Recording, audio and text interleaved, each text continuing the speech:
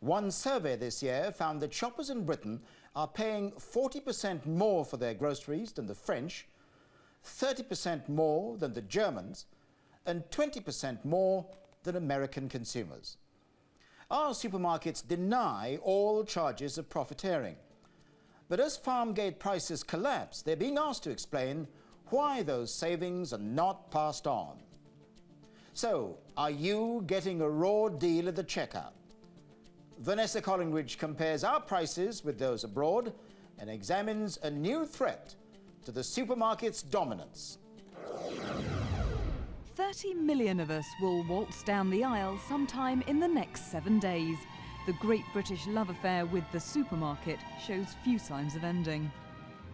The supermarkets have revolutionised shopping in Britain. In less than 10 years, they've converted the nation to the habit of do-it-yourself shopping.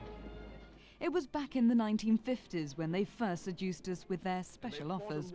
It's an affair that stood the test of time. Oh, I think it's fine. I find it saves me an awful lot of time in the mornings. You know, I can come out and I can get basically everything in one trip. It's always been a marriage of convenience. They give us, well, convenience.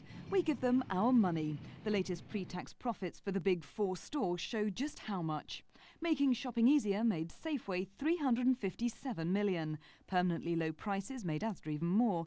Sainsbury's made 756 million, disappointing compared to the biggest, Tesco, for whom every little really did help. The profits of British supermarkets are astronomical. I mean, they're making huge amounts of money, coining it. Billions of pounds a year are going into their coffers. The Competition Commission launched its investigation after shopping basket surveys showed we were paying more for our groceries here than abroad. But how much more? We did our shopping in Sainsbury's. We could have bought a similar basket in any Big Four store. Now, we did this shopping basket in Britain, so this is £81.46. What do you reckon this equivalent shopping basket was to buy in France? About 53 quid. 53 quid? What would you say if I said it was £46.82? We're being ripped off than that way over here. It's like with cars and that, we seem to pay more. Do you think that's fair? No. Do you understand why we pay more? No. How much would it cost in an American supermarket? £60. £60? You'd be absolutely right. £61.84. How do you account for the differences between the two? Because we're schmucks, aren't we, in this country? We'll stand for everything, won't we? Whereas in America, the customer's right in it. If you had somebody from the supermarket standing here now, what would you say to them? I'd say that who's ripping me off. We're ripping us off in Britain. I just asked them to explain it and give me a breakdown on where the differences are. Safeway were the only one of the Big Four who agreed to be interviewed. Like the rest, they say high taxes, land costs and the strong pound make basket surveys meaningless. And they say they're tired of getting a bad press from a hostile media looking for easy targets. So if you're saying that you're not the fat, greedy, lazy, rip-off merchants that you're alleged to be in the media, if that is so wrong, why are you losing the PR war? The PR war is not over by a long chalk. The first stage was the OFT inquiry, which produced no evidence whatever of profiteering at all by anybody in the supermarket sector. Now we move into what I believe will be the decisive phase of the battle, which is the Competition Commission, which will look at all aspects of our operations. It will look at what happens on the supply base, and it will come up with conclusions which I believe will be fair and reasonable, and which will show that the whole sector is extremely competitive and that nobody is ripping anybody off. According to this week's Grocer magazine, supermarket shopping costs no more now than it did back in 1997. But of the 33 items in their shopping basket, we could pay exactly the same for these 10 key items in all of the 4 big stores. So, is it price cutting or price fixing? I think that they operate a sort of synchronised swimming, if you like. When one goes up, they all go up or they go down. And they are moving very roughly in the same sorts of areas. And that's enabling them, of course, to be very profitable. Where the real competition is in the city.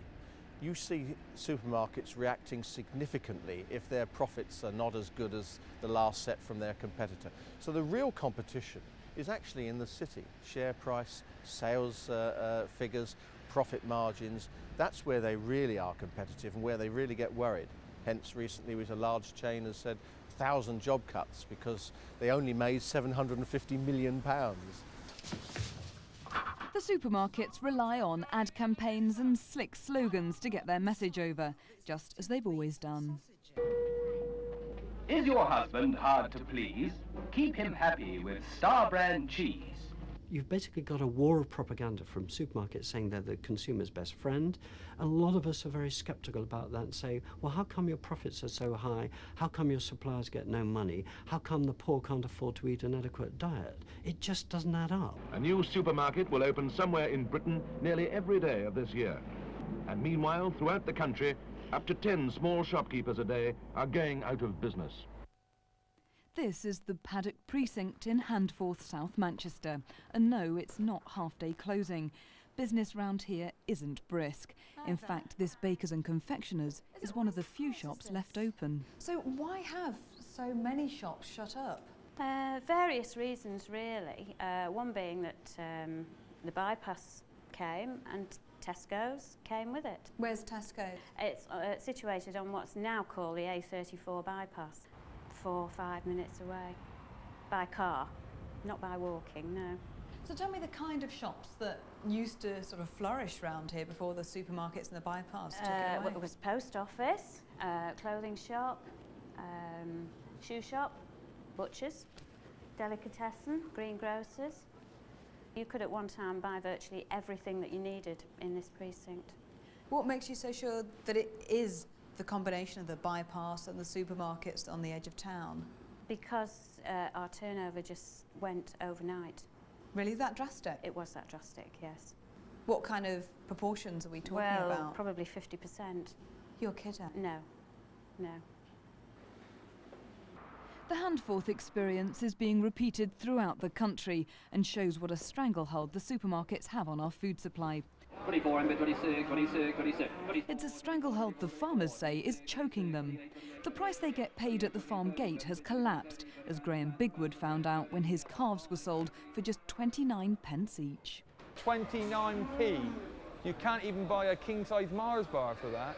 You know, I couldn't even buy a cup of tea in the market calf here for that. According to government statistics, the price paid to farmers for their goods is lower now than 10 years ago. But the price we pay for food has risen. So where's all the money going? And are farmers being squeezed too hard? It's easy to conclude in these circumstances that somebody's ripping off the farmer. That's not the case. You have to look at the slow decline in the demand for all types of meat. We're basically all trapped in a situation which is not of our making. The supermarkets have really screwed the price right down to rock bottom. If they don't want us, farmers will be shooting calves at birth because they'll be worthless. Their critics say the big four supermarkets have grown too strong and could do with a shake-up. We do need a real competitor, perhaps from Europe or America, to come in and provide the stimulus to competition which will benefit the consumer. And that competitor could arrive sooner than we think. We're talking about the most ruthless retailing machine that the world has ever seen. Well, when Walmart comes in, it's like a broom that sweeps. From a small store in Arkansas, Walmart is now the world's biggest retailer. Up to 60,000 items under one roof, from groceries to guns, books to binoculars, many of them heavily discounted. Even by American standards, Walmart's rise has been relentless. According to one retail analyst, the key to it all has been a very simple philosophy. Walmart is extraordinary in the sense that it knows and acts on the knowledge that the customer truly comes first before anything else. But some critics say there's a bit more to it than that. The fact is that these guys, one of the reasons that they've been able to offer low prices is because they're very, very tough with their suppliers. They're very, very tough negotiators, and they demand the last penny that they can possibly get. It's a policy that's paid dividends for a company that boasts 90 million weekly customers. The profits of the big four in Britain seem impressive, but they're dwarfed by Walmart, who could buy any one of them and may just do that. Well, I know that Walmart's head of international development, Bob Martin, recently traveled to London to meet with Tony Blair. Now, obviously, I don't know what they talked about because I wasn't in the meeting, but it isn't hard to guess. There would really be no reason for him to travel there and meet with Tony Blair unless there was interest on their part in going into Great Britain. Walmart wouldn't talk to us or let us film inside. But if they do come to Britain, observers say they could revolutionise our shopping habits. An arrival of Walmart in the UK would spell big, big benefits for the British consumer. And a big, big challenge to other retailers? Very much so, a very big challenge, but one which I think will bring them into the current, not just decade, but into the current century. How is the family? So what difference would it make? This is Pat Schleusner from Philadelphia. This is her sister Linda back home in Southport. They agreed to help us in a transatlantic shopping survey. They both went for a family shop, sticking as closely as they could to the same list. Linda went to her local Sainsbury's, while Pat and I set off for Walmart. For a taste of the future? Pat's been in there almost an hour now, so she should be out soon. Walmart still didn't want us to film on their property, but unwittingly they'd given us a helping hand. These binoculars, just $20 from Walmart. Back home, Linda had already finished her shop. How would her price compare to ours? Well, that was quite a day shopping. It was, wasn't it? Okay. Oh, heave it up. Yep. Okay, let's see what we've got. Well, the bananas, they were 48 cents a pound. That's I remember that very clearly because I do like the bananas. Pat seemed to have some bargains, but it was time to compare lists. The first thing I noticed particularly were the price of the eggs. A dozen medium eggs were only 44 cents. The British bill came to £76.45. The Walmart one was the equivalent of £56.18. The difference is there to see. The experts say Walmart is ready to exploit it. I think it's precisely because so many of these merchants in Great Britain have had such fat margins for so long that Walmart would be interested in going there. It's like a pirate looking at a big fat merchantman slowly wallowing through the water. It's an irresistible target. Question is, which target do they have in mind? And if Walmart do mount an invasion, how many British shoppers will tear up their loyalty cards and jump ship? And Vanessa joins us now in the studio. Vanessa, you said that Walmart are denying any plans at all to move into the UK market. Why is it that some experts believe that they well might do just that? Well, you don't meet with Tony Blair just for the sake of your health, do you? And you've also got to remember that Walmart is a notoriously secretive organisation. However, they have gone on record saying that foreign markets are going to be their prime area for growth. And also, they vehemently denied that they were going to move into China, and then a few months later they did exactly that. If they were to move into this market, one way will be through acquisitions. Who might they go for?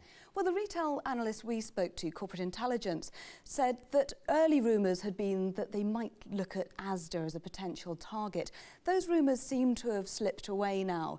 None of the other four look as likely. So the next possible target would be something like the northern supermarket chain Morrison's. Whoever they take over, they're going to need to go for somebody who's got big sites. This is a huge operation. It likes gigantic out-of-town stores. And when I was over in America, I looked around. They have acres of car parking alone, let alone the actual size of the stores. Now, you said in your report that there's going to be, or there's an investigation going on for allegedly overcharging customers. What is that investigation going to lead to? When will we know about the findings? Well, it's being carried out by the Competition Commission. Now, that's the new name for the old Monopolies and Mergers Commission. It looks like it's going to take a very long time to get to the bottom of all this. The earliest we're likely to get any results is next April. And what happens if it's proved beyond any doubt that the supermarkets have been overcharging? What will the supermarkets do? Well, hopefully it's going to mean much lower prices. We'll have to wait and see about that.